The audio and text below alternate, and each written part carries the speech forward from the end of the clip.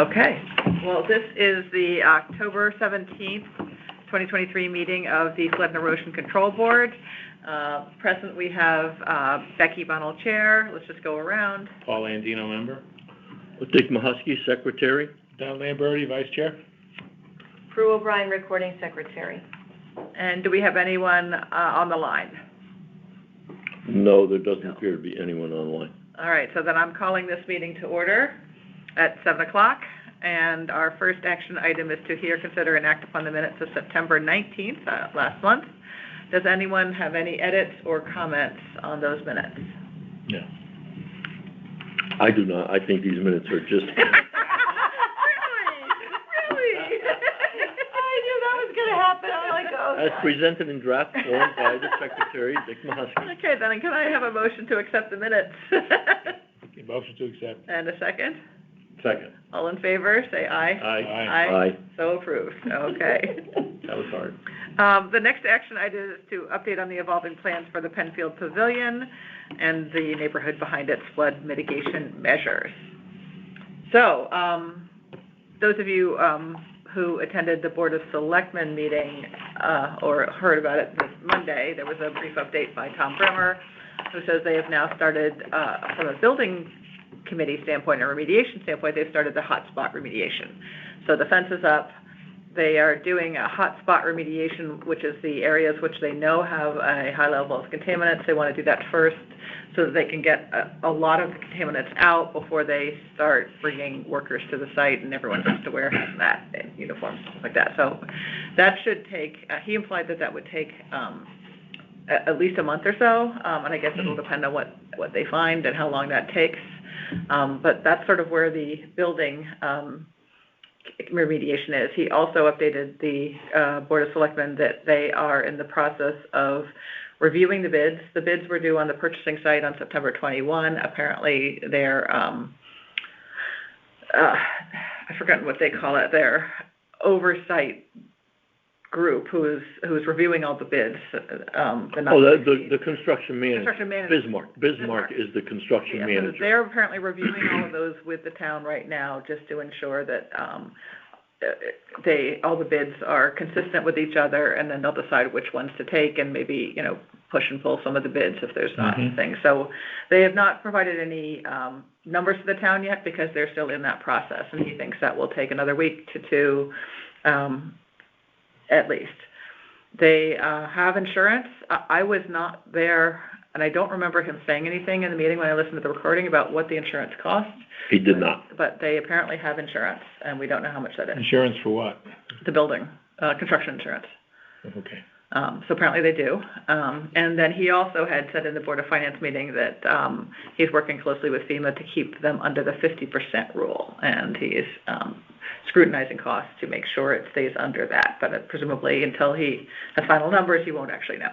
So that's where the building remediation is. On the resilience study, they are a little bit behind. In the meeting that Dick and I attended with Race and with the town, we had agreed a timeline in that meeting that we had talked about, which was the modeling would be done in September, and then we would meet in October, mid-October, to review the modeling and set sort of an elevation standard that we wanted them to do the resilience work against. So should we have 12 feet of elevation be the right level, or should it be 11.5 or whatever? So they were going to basically look at the shoreline and come back with their recommendation based upon the elevations across the shoreline, what it should be. And that was supposed to have happened now. So we've written a note asking the town where we stand, and has a meeting been set up, and we have not heard back yet. So hopefully they will set that up soon. And the step after that then would be, once we agree the elevation standard that makes sense for the shoreline and for the Penfield site, we would then proceed, Race would proceed to concept drawings. Yeah. Do they still hope to get the pavilion back in operation by next summer for swimming? It would not be in the summer. No, it'll probably go through the summer. The bid specs were that they expected to start in September, which obviously they haven't yet, right. And that they anticipated it would stop, I believe, if I remember correctly. 18 months? They said 18 months. The bid specs actually Oh, wow. suggested it would be a little earlier than that, but we'll see. when they come back with what Well, the real numbers are. the beach itself will be open next summer. Right, it's just the area. It's just the pavilion. the pavilion, the fenced off area, they fenced Okay. off the Yeah, construction. I mean, right now the beach is open. Yeah. You can walk on the side of it. Yeah, they have an approach on either side. And I believe that will stay open, to my Yes, knowledge. yes, Yeah. correct. Yeah. So that's sort of where we stand with the Penfield Pavilion. I am getting questions and comments about what's going on and why is it taking so long. And so we'll follow up with the town and try to understand a little bit more about the timeline and. Right. Let me just go back, at our last meeting, we made a motion and passed a motion to communicate with, Mr. Bremer and Mr. Gazal about stockpiling the sand somewhere, the good sand, get rid of all the bad stuff, stockpile the good sand on Penfield Beach so we can use it for beach nourishment, doing a temporary barrier, which is allowed under a general permit by DEEP if a storm is coming.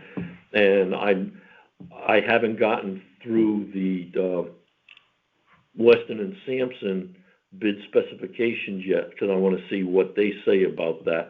On the drawings, there is a stockpile of dirty material on the Jackie Durrell Pavilion side of the work area and a stockpile for the clean material called out on the beach club side, if you will, of the area. So those two stockpiles are within the fenced-in area, and what we decided to do would be to ask them to put it over Stockpile. and not truck it away to somewhere. And again, as we said last week, I will draft that letter and then just send it around for your individual comments back to me, if any, and then I'll send it off to them. Sounds good. I did go back and reread all of our correspondence with Tom Bremer, and he actually had said early on, I believe back in November of 2022 maybe, or December of 2022, that he would be stockpiling clean sand. So he has gone on record as saying that, but I think it would be helpful to remind him that and this we want it and why we want it. Yeah, and this is kind of an outgrowth of, we had right after the Penfield public meeting, we had communication back and forth with Diane Ivkovic of DEEP about the general permit for stockpiling sand if a storm is expected. So, and at that time, Bremer and the first select woman were in that email loop that I did with them, and you guys must have gotten copied on it too. So any questions about this agenda item? No? Okay, then we'll move on to the next agenda item, which is an update on the downtown railroad pass project, the Circle project, and they actually, surprisingly, just announced the date of the next public meeting. It'll be at the public library. 25th. What? I just sent it around to you guys. 26. Was it 26? In the Rotary Room. Let me just make sure I'm saying it correctly. October, yes.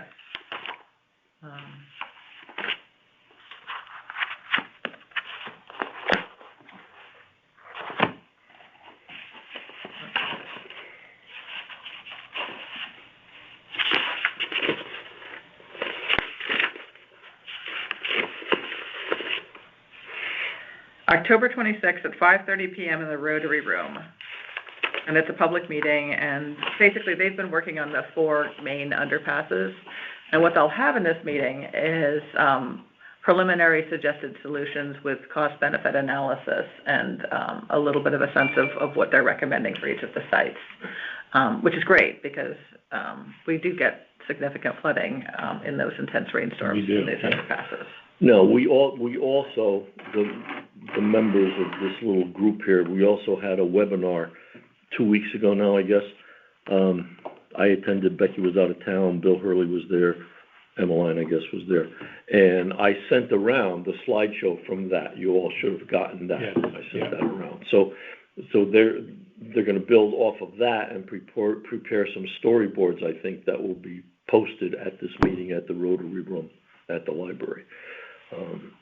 So encourage So this is your moving friends along. to attend and encourage people to attend because it's a public meeting. People should be aware.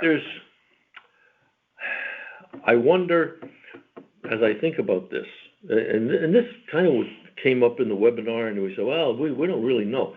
But how often do they flood? How often do they flood? And what is the correlation with high tide? because we were expecting this big storm, 3-4 Saturdays ago now, and high tide was going to be at 11 a.m. So I made it a point to go down on Riverside Drive and look at the tide gates there and see which way the water was flowing, if any. And then I went back up to the Old Post Road where Turney Road comes in, and we know that bridge has a lot of debris built up on it on the upstream side. And all of that water was just kind of sitting there, from the leaves that fall on top of the water, it didn't look like it was flowing much either way. And so then I drove by all the underpasses, and there was no flooding in the underpasses, okay? This was after the rain. Well, the point of this is the rain was not, it was going to be, it's going to be heavy at times, but it really wasn't. Well, it was kind of a gentle rain. Was this when the New York subways got flooded? Yeah. That same weekend? Yeah, we didn't get it that bad. We didn't get it that bad. We didn't get as much No, rain as We didn't get New York anywhere near did. what we Right, expected right. to get, and No. New York got a lot. New York got Right. hammered, and we. But, so my point is that the Turney Creek outfall into Ash Creek, that seemed pretty full. And the underpasses weren't flooding. So I don't know what that means. That means that I don't think the underpasses are as tidal as some of the others. They're connected via the storm sewer system that runs down the Post Road, and I think the branches run to the underpasses. So it could and again, what are the actual pipes?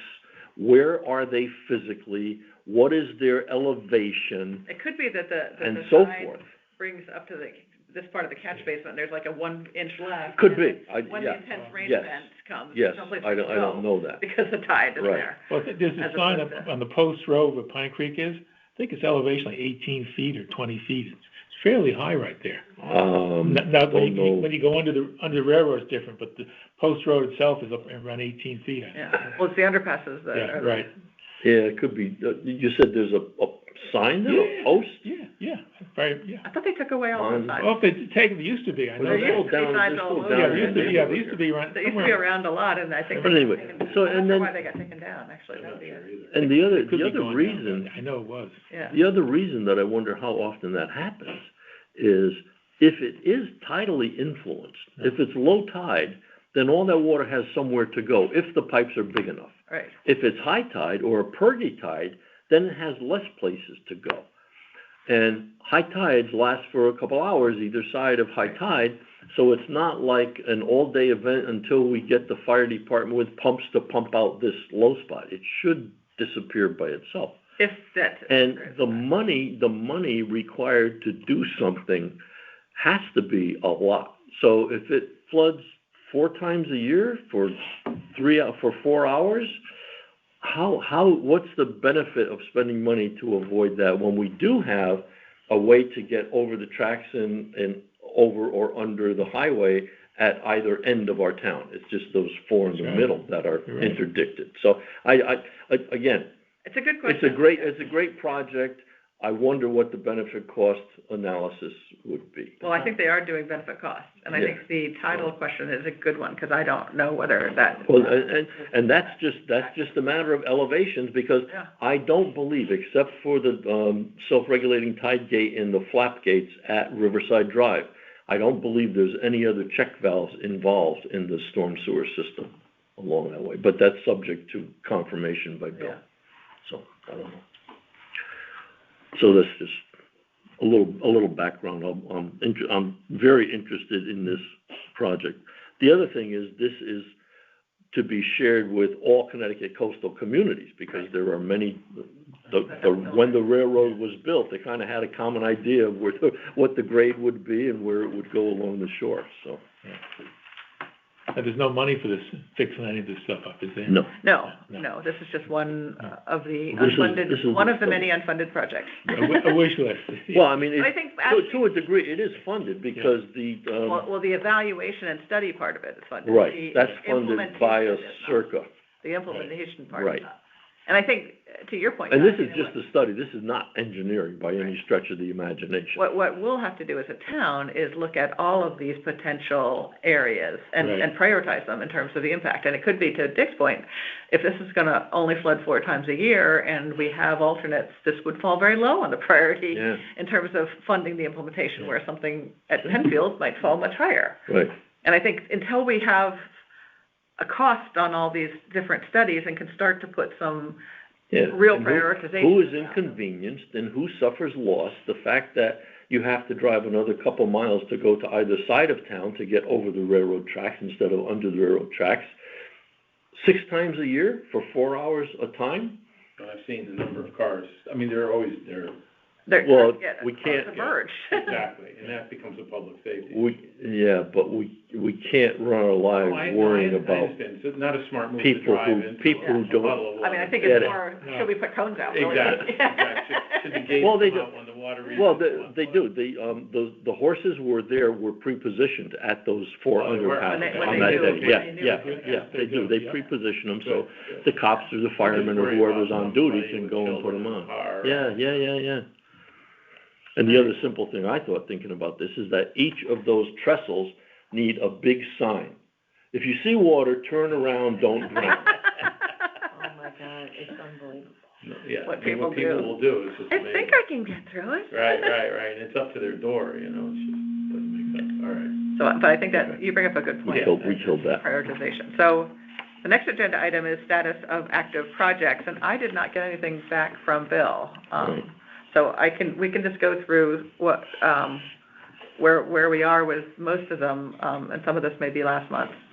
But Perry's Green, it's supposed to be going out to bid the purchasing site yet, but I assume they're working on it. The Rooster River, we have, as you know, the ARPA funds as well as the grant funds, and Bridgeport is interviewing consulting engineers. They've shortlisted 3 firms, and now really the next steps are to get easements from the homeowners to actually do the work. Fairfield Beach Club, I don't think we have any update. Tom Bremer was supposed to be meeting with their president about a month ago, and I haven't heard whether that meeting happened or anything about that. I spoke with Mr. Bremer after our last meeting about that, and he has not set up a date for that meeting yet. I asked that a member of Flood and Erosion be invited to attend with him to that meeting. He said he would consider that. I also found out, because I had previously sent back in, 2017 maybe, don't quote me on the date. 2017, Mr. Grauer, then chairman of Flood and Erosion, and myself met with a few of the leadership of Fairfield Beach Club, and I shared the results of that meeting. It was 2015. I shared the results of that meeting with Eli and Tom Bremer, and subsequent to that, after I talked to Tom, I called a friend of mine who is a member of the Beach Club and got the name and a phone number for the current president of the Beach Club, so I shared that with Tom Bremer also, and I have not yet heard back from him. Okay, well, I'm sure if he said we'd be invited, we'll be invited. He did not say we'd be invited. He said he would consider it. Okay, well, let's follow up and put the request in again. Okay, we'll do. What's the expectation from the beach club? I think we want them to know that we're doing an evaluation of the whole shoreline and flood mitigation efforts, and we'd like them to partner with us on it, because I think, anything we do, we're gonna need buy-in from the people who own the properties along the beach. And we're not gonna jam something down someone's throat, but we also need to help them understand what the implications are, both for their property and for properties behind them. Yeah, and if you look back at the conversation from 2015, the communication, written communications, they present that they are very interested in reducing the flooding to their neighbors beyond the beach across their property, but they cannot stand their activities being impacted by whatever may come. So as we've been offline talking about that, I did a couple sketches and things, and my whole concept is that it is totally built, it's a flood wall, and it's totally built on town property, and we're cognizant of their access points that they enjoy now to their property, and we would replicate those access points in some fashion. So we're not trying. We don't want to be perceived as UI on this in this initiative that we're taking. We want to work with them. Yeah. And find a solution that works for all of us. The next one is another ARPA project. This is the High Intensity Wave Project, which, as you recall, Flood and Erosion asked to be put into ARPA, and Brenda authorized the amount we requested, which was $400,000. A small portion of that was carved off to be put against the Ash Creek planting. I don't know if you remember, we planted the sand spit, and they used the ARPA funds from there, so we don't have the full 400 anymore. We have, I think it's less, around 30,000 or something like that. So anyway, so apparently Bill had said that Mega and he had finished the RFP, and they had sent it to purchasing back in September, so that was a while ago. I reached out to Adam in purchasing and said that we would very much like to see it before it went out, because we'd been working very closely with the University of Rhode Island's Oceanographic Division, and had been, because they're very savvy about these kinds of projects, and we'd asked them to give us a sense of what's the best way to go about this, and we prepared a white paper based upon that. So I sent that to Adam. He's very happy for us to take a look at it, and said he'd get back to us. So hopefully we will see that soon. I'm not sure where it stands in purchasing at this point, but I think they've had it I believe they've had it for a while, because Bill said it was done in September, so that's certainly several weeks ago at least, if not more. So that downtown green infrastructure, again, another ARPA project. The town is going to be going with a multi-phased approach to address the flooding. They're starting with the Pine Creek section and working towards the Fairfield Center, and investigating a crossing, one of the US 1 crossings with another pipe, hopefully trying to get a larger pipe there. But there's really only going to be a minor green infrastructure component in the rest of the town. We're just going to work very closely with any new developments that come up to have them help manage flooding as part of their site plans. The tide gates, Dick has been reaching out to Tim Bishop.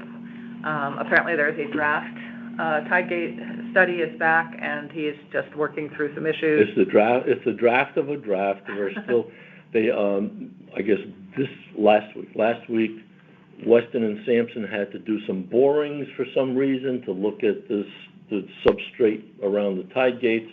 They've got that. So he has a first draft of Race's program, and he said he's expecting the draft report in a week or two. And I asked him if we can just take a look at the first draft, and we wouldn't quote anything in it, but just to get a sense of where we're going, just, share. So, and that was just this evening that I sent that to him.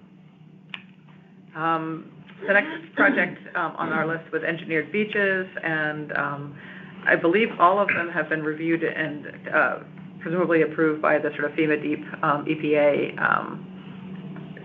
group, whoever needs to approve them, with the exception, obviously, of the Penfield Beach, which won't be reviewed or approved until after the NOV. But I just don't have clarity myself whether those are active and whether they're being managed. Because the whole point of an engineered beach is you agree a profile, and then you have to review it every year and make sure that that profile is still there. If you don't make sure that that's the same profile and a big storm comes, because you have to do periodic maintenance on it to maintain that profile for, let's say, $10,000 a year.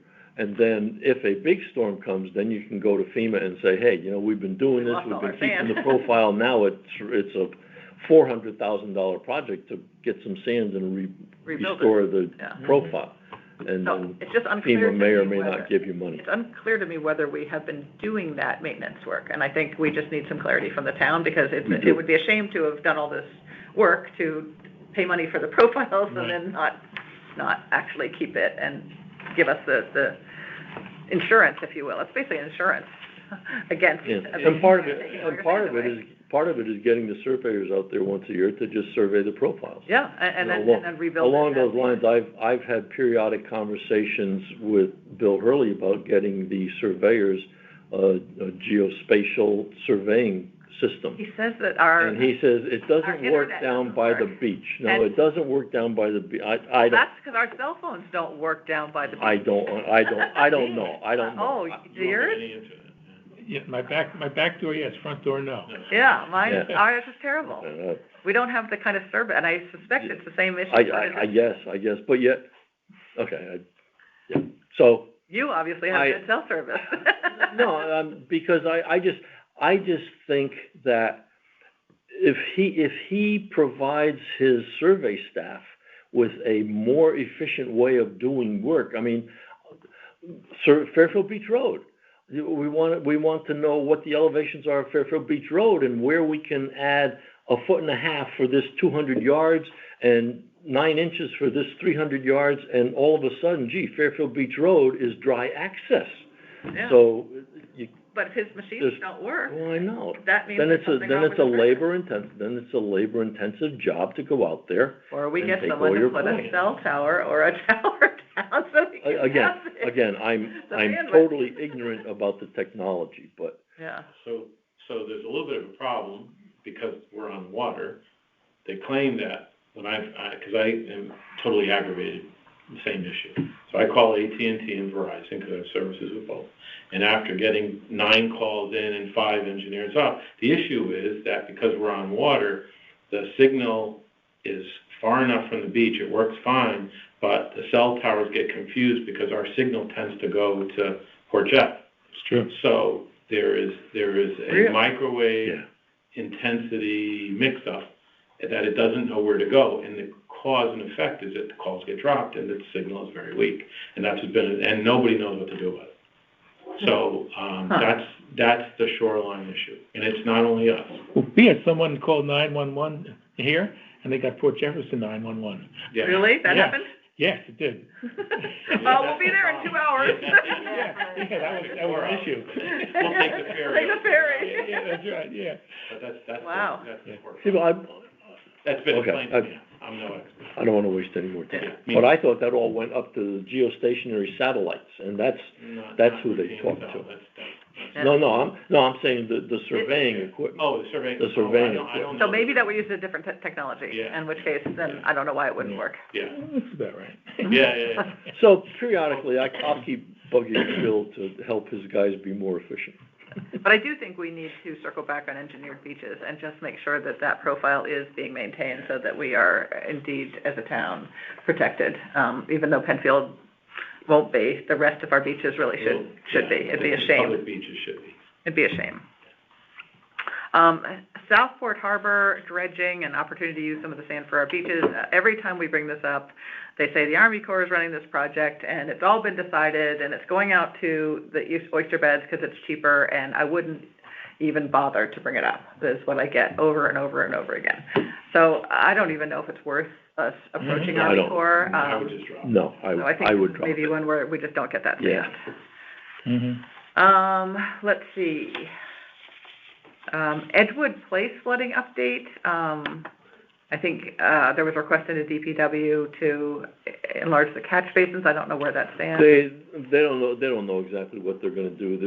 There's a question about one pipe size on Edward Place that might be made bigger without flooding them downstream, onto, Stratfield Road. And I don't know where it was. Sunil, the resident there who brought that to our attention back in July, he was at the Rooster River public meeting, and he spoke at the Rooster River public meeting. Okay. So it's on the radar, we just don't have a... Yeah. Okay. And then the last one, I'm gonna skip over Fairfield Beach Road sunny day flooding surveyors. We need to keep that as an active Right. nudge project, but it's not a high priority. I think we all agree, but it still should be something that's on the list. Mm-hmm. Pine Creek dredging isn't really necessarily a flood and erosion control issue, so, But apparently that has some action associated with it. yeah, they actually did the work on that, and the town actually, Yeah. has done a bathymetric survey, and they were asked that. Yeah, because that's what, they were waiting for the bathymetric survey to 2014 update the certificate of permission or 2014 something. versus 2023 conditions, Yeah. and that's actually all in the works, and it should actually be ready to be brought out to Alex, who's the engineering person that's been retained by the Pine Creek Group. That's right. And then the last thing that's on the list is, I had put a request in for a budget item of $150,000 to hire a firm to update our 2015 Master Resilience Plan. There's a lot that's happened since 2015. We have new data. It was a coastal plan only. It didn't have any riverine. I mean, it didn't have underpass or downtown. I mean, we need to take a completely updated look at this, look at it at a town-wide, not just coastal. And we've also learned a lot because we've had the Army Corps stuff in. So there's a lot that's happened since 2015. I think that we put a 14-point plan together. So it got put into the budget process request queue. Good luck. But I don't know where it stands, other than the fact that I mentioned that I wanted to talk to Brenda about this, and she said she's very interested in this, and doesn't have time to chat now, but after the election, she'd like to set up some time to talk about this, because she's... Did you send an email to Bill, Hurley, John Marsilio in addition to the 14 points? I did both. So I believe it got submitted. Just to flesh out the 14 points. I just don't know where it stands in the queue. I also suggested that perhaps if we didn't want to fund it out of town funds, I believe there's $1.5 million of unused ARPA funds that could also go towards this. And I know there's lots of people lined up for those ARPA funds. Many people have their eye on those, so I'm not sure that we would necessarily get it, but certainly I think we should put our hand up and put ourselves in the running for that as well. So that's where we stand for key projects. Any questions or? Okay. So number 5, I think, is probably somewhat similar, although so it's discussing the status of the Coastal Resiliency Initiative study, adding T steroid groins, and the current FEMA coastal erosion and sea level rise study. So this is the study that we got a note from Brian Caulfield of the firm that FEMA is using, and they are basically doing an evaluation of the whole Connecticut coastline to understand where key areas of potential erosion are. He said that he would expect to have results back from that to bring to town bodies in October, and there would be public meetings. So I just wrote him late last week saying, did he have a status on the timing of any of those? And I have not heard back. But I think it'd be very interesting to see what they've come up with. We had submitted a lot of information about how the groins were actually helping accrete sand, yes. And that we had actually gotten a lot of sand based upon, I believe it was just a one-time sand beach nourishment. And once the groins were in, we did a one-time beach nourishment. And I know my property has probably 6 feet more sand than it used to, so it's quite a bit of sand. So I'd like to make sure that I wanted to make sure that they knew that as part of their evaluation. So we sent them pictures and a narrative. Yeah, I'd be interested in seeing that. So I'm curious to see where they've come out. As soon as I hear back, I will let you guys know about the timing and extent. Evaluation, who's doing it? AECOM or someone? Oh. Yeah, that sounds right. I think. They're doing it for FEMA. Yeah. And it's not just Fairfield. I believe it was the... Yes, it's the whole Connecticut coastline, I understand. Yeah. So that brings us to action item 6, which is any additional business that may properly come before the board. And I open it up now to anyone else who has something to bring up. I have one idea. I mentioned it before, for the POCD, where we were supposed to talk about modifying it. I still think, out on your peninsula out there, I still think it's a good idea. If someone goes for redo their property and they have a site plan, I think you should require that they show if the road is raised up a certain number of inches, how would they handle it? In other words, don't require anything. You don't have to do anything. You just have to show that if the road is raised up, I can deal with it. So that in 5, 10 years from now, there might have 30, 40, 60 houses have now shown on paper they can handle it. I like that idea. I think it's excellent. I think it should be required. Will you comply? if the road was raised. Yeah, if, How will you? just so, I can deal with Do it. you have a Yeah, plan to they be do. able to Okay. make sure that you don't Yeah, have? they don't have to build anything, just show on paper that they can handle it. And technically, the town would do that, it's just the property owner has to accept the new grading. Right. But they Yeah. might choose to, do their driveway at a slightly Right. different pitch if Right. they know it could be raised, they might. Okay. Yeah, but I think that's a good idea. No, it's a great idea. And they The show, road's gotta go up. yeah, and so, It's just a matter of it time. doesn't cost them anything, but they do Right. have to show on paper. Show how they would do it. Show how they would grade to the new Yeah. elevation. Yeah. Of course, you don't know the elevation, are they grading to 1 foot? Right. Well, that's the If we issue. raise it 6 Well- inches, whatever, but, No, you could get that, because this is sunny day flooding. It's Right. not a storm circumstance, Right. okay? Yeah, So if you take the historical pervy tides, the mean high water, Okay. which is the highest tides over the last 10 years or 12 years, whatever they do. 19. If you take the mean high water and add 20 inches of sea level rise to that's it, your number. that's going to be the pervy tides, and Yeah, 4. that's what sunny day flooding is. So that would be, so the number is calculable Yeah, Estimated. and estimated. estimatable. Yeah. Well, I would say that it's, this fall, our Fairfield Beach Road, at least in my neck of it, has flooded probably 6 times. Yeah, and you're at the low spot there. Since the You fall. have Yeah. good vision of the low Yeah. spot. What? Yeah, I'm 3. Yeah, we've had Every 6. time, yeah, so. I'm not talking, when I say flood, I mean, it's coming up through the storm drain. Yeah. So you're getting at least half of the Mhm. road Right. Now, if we with go water. to, I don't know if you know where the Head family's house is, Jeff Head's house. Which one is that one? That one is the gray house that's set way back, it's the old style cottage. What number roughly? They're in the I don't know. 1400? No, it's north, it's closer to it's between your house and mine. Okay, He floods almost. every time, yeah. So low. And so does the one that is, next to, oh God. The Masouds, Yes. they almost always have Yes, stuff so, coming up yes, underneath yes. theirs. Mhm. Yes, I know what house, yes. The older house that's set low. Yeah, So they've always got, of course, there's no seawall on the creek side of that.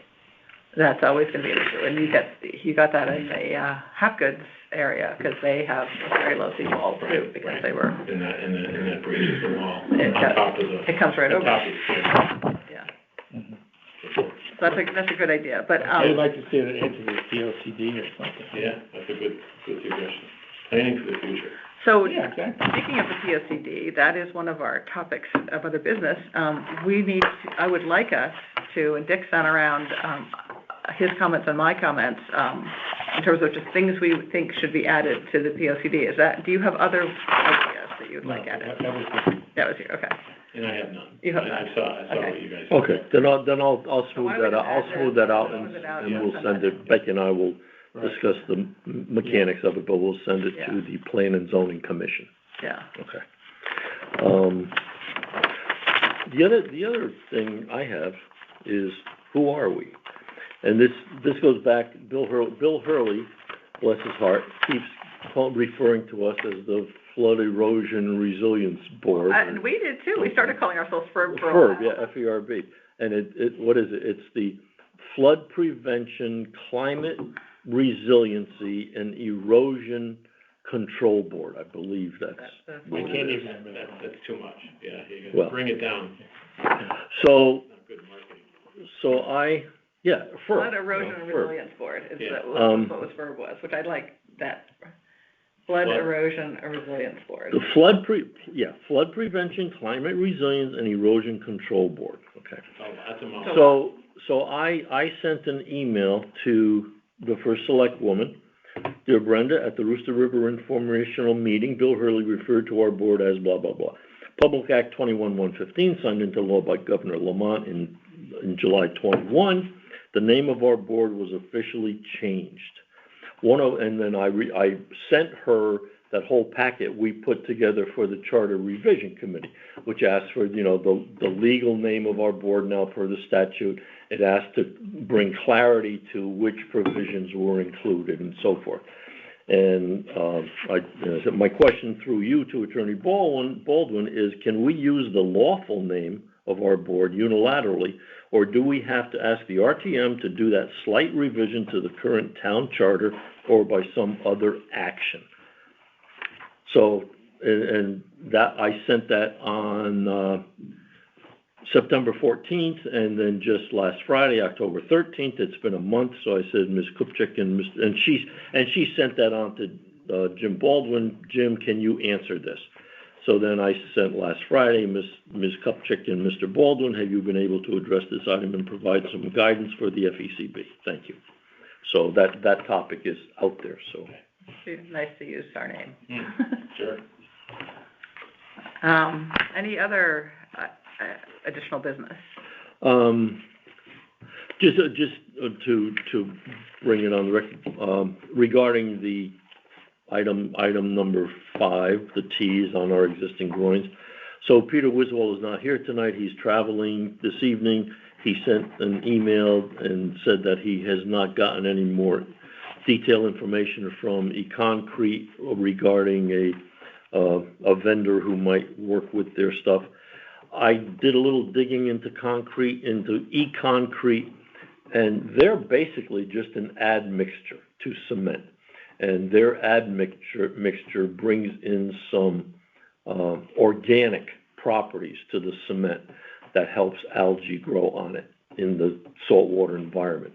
They also have molds that they use, proprietary molds, that make little saltwater indentations in an otherwise rock-strewn coast that promotes the growth of algae, and that helps the little fishies be happy, and that helps the big fishies be happy, and so forth. So eConcrete as such has nothing to do with taking the energy out of waves. It's an environmental thing to help sell a rock structure to take energy out of waves because you're doing good for the environment. So, and I think that's the only way we would ever get something like intermittent breakwaters or these. Is if it was a hybrid gray-green, so it was a quasi-green, protect the fishies. Yeah, exactly. I mean, that's the only way it's ever going to get through. And I think, the Oyster Castle work we explored a while back was a alternate to eco-concrete, which also has sort of places for fish and sea life to grow and protect and little baby fish. I like that. And so these would all be presumably explored as part of the high-intensity waves study. Yeah, exactly. And then another thing is just to we had said this 1-2 meetings ago, that Mr. Landino is terming out at the end, at this, on the fourth Monday of November is actually, the terms run until the fourth Monday of November.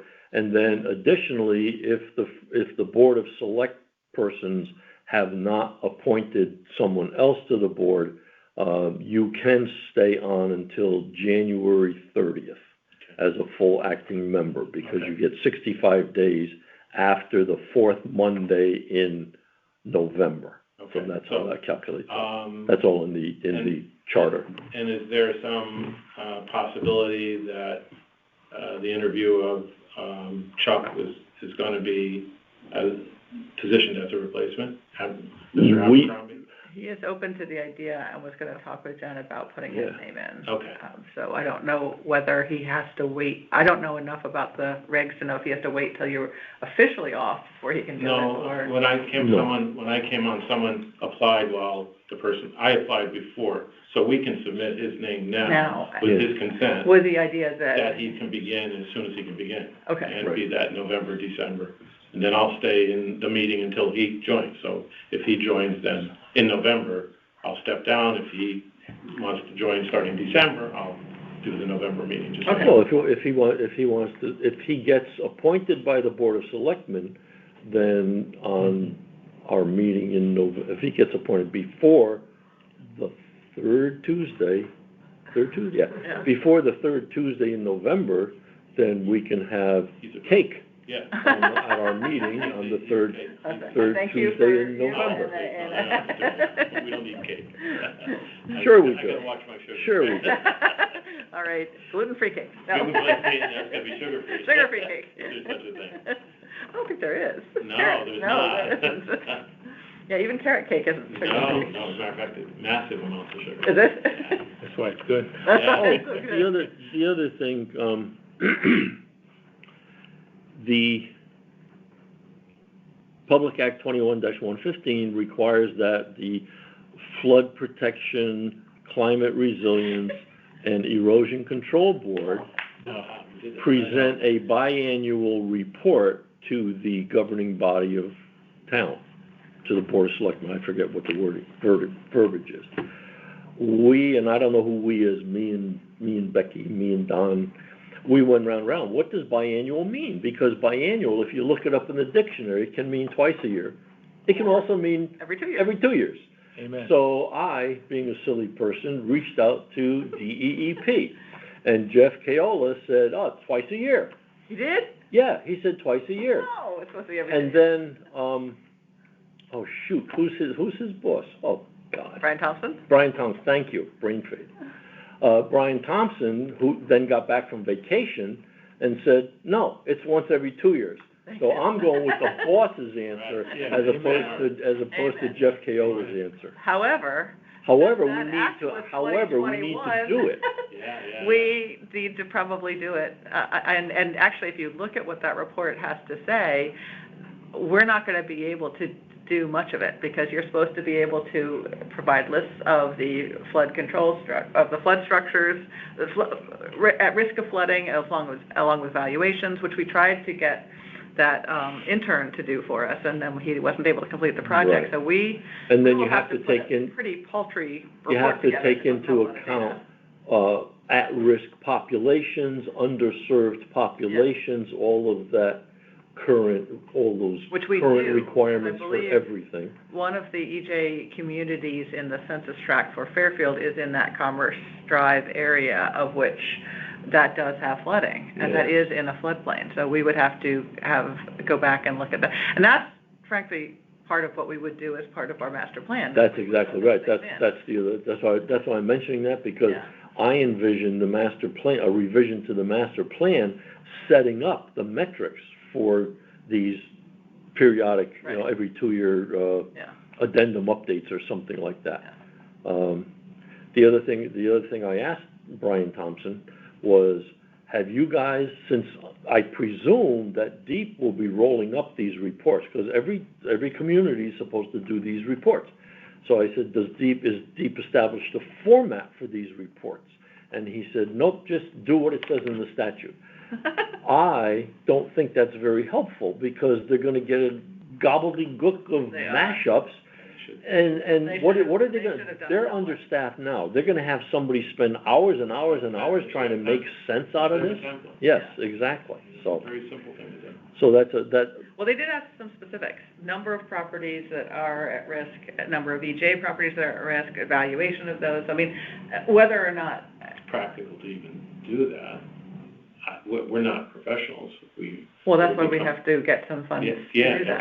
and that, but that's why the That's why I asked the money. the POCD may give us something as a basis to start drilling down. Why to don't we that. actually put that into our request for the POCD? Okay. Everything that is in that, let us. Yeah, kind of okay. That's a request that comprehensive be put report into that should this. be done, that needs to be Mhm. certified at some level, I would think, Right. as opposed to an opinion. Okay, that's a good point. I'll do some thinking about that. And the other thing is, I was gonna follow up with, I'm blanking on his name now, I wanna say Kyle, but I don't know if that is, the intern that we had gotten from UConn, who started. Chris Chris, something. that's right. It KRIS. was Chris, that's why I thought it was Kyle, it's because it started with K. He said, when I did follow up with him, that he would be willing to complete the study. And he was gonna get me a cost, and he never did, so I'm gonna go back and try. He's a graduate student, He's a though. college kid. No, he's a graduate student. Oh, and- that's right, yeah, that's right. And he's was overseen by, a professor, I mean, and wonderful if he would, I mean, it's just a so if question. he could go back and complete that, and if I could ask him to add the EJ properties in, that would, because it's all in the assessor's database, and GIS database, and it has the valuation, at least the assessed value of the properties in it. So we could potentially have him pull that data as well and have something to put in our report.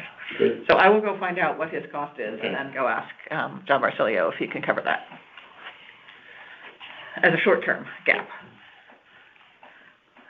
All right, well, we have lots of action items. Anything else? That's it. POCD. No, All right, that's it for me. all right, anything else? That's it.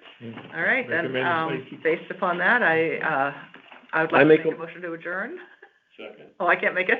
I don't know. I make a motion that we adjourn until next month on the third Tuesday Yeah. and see who we report to, who will be the Board of Oh, Selectmen. that's at that right. point. That'll be interesting. All right, well, we are so adjourned. Let's turn the Turn the recorder off. recording off. Okay.